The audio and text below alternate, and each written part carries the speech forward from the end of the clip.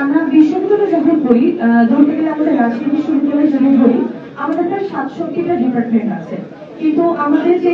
Academia industrial যে collaboration, সেটা কিন্তু আমাদের দেশে অনেক অভাব আছে। মানে আমরা একটা সাবজেক্টে পড়ছি, কিন্তু সেই সাবজেক্ট নিয়ে যে ভবিষ্যতে কাজ করব,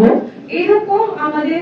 সেক্টর অনেক কম। তো সেই ক্ষেত্রে আমরা সাবজেক্ট নিয়ে পড়ছি, সেই সাবজেক্ট নিয়ে যদি ভবিষ্যতে কাজ করতে পারি, সেই সেক্টর গুলো যদি উন্নয়ন করা সম্ভব হয়, আমার মনে হয় এই দিয়ে আমাদের যে কর্মসংস্থানের সুযোগ, সেটা অনেক বৃদ্ধি পাবে।